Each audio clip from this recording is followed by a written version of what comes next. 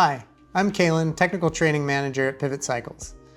Over the past 20 plus years I've had in the bike industry, I've answered a lot of questions about setting up bikes.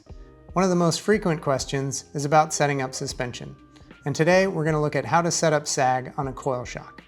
Setting sag is always the first step in the suspension setup process and the key to getting the most out of your bike. Before you begin, refer to Pivot's Suspension Setup Guide for the recommended settings you'll need throughout this process. For this process, you'll only need a measuring tape. However, if you need to replace the coil, you're going to need Allen wrenches, grease, blue thread locker, and a torque wrench. If this is the first time you're setting sag, make sure any lockouts or compression adjustments are open and rebound is adjusted to the fastest or most open setting. To do this, turn any adjusters all the way counterclockwise until they stop. There are a lot of suspension brands that offer coil shock options.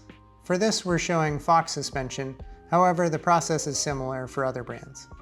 When starting your setup, you'll want to make sure there's some adjustment in the spring preload.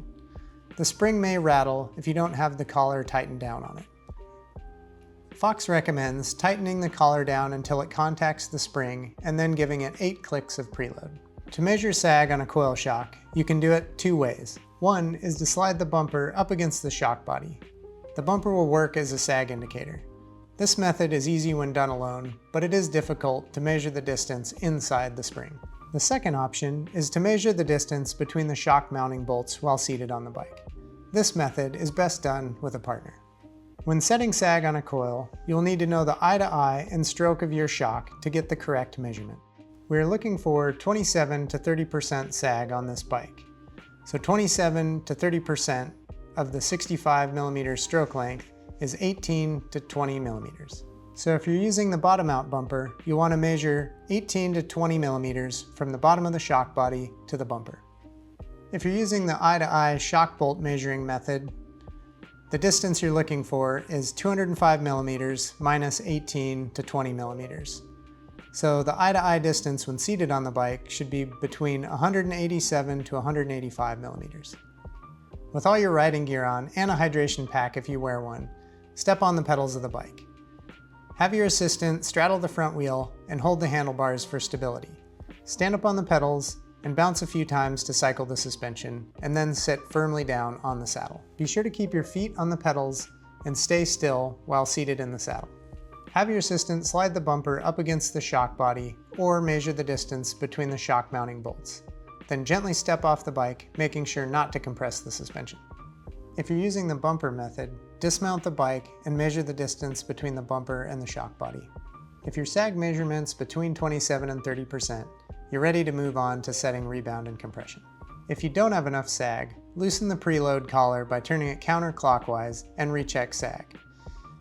If you loosen this collar so much that the spring becomes loose on the shock, you'll need a lighter weight spring. To change out a spring, we recommend you go to a Pivot dealer so that they can get you the correct spring rate and install it for you. If you'd like to replace the spring yourself, follow these steps.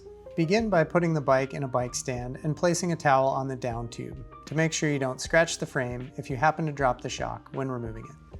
Use a 5mm Allen wrench to remove the upper shock bolts followed by the lower shock bolt. Remove the shock from the frame. For the spring to come off the shock, you need to remove the lower mounting hardware. Carefully remove the outer black spacers. Using a socket and a soft-jawed vise, press the pin out of the flanged bushings. There are small O-rings on either side of the bushing, so make sure not to lose these. Loosen the preload adjuster until the spring is loose on the shock. Remove the retaining ring from the spring retainer, followed by the retainer. Slide the spring off the shock body and install your new one. Install the mounting hardware in the reverse order of how you removed it.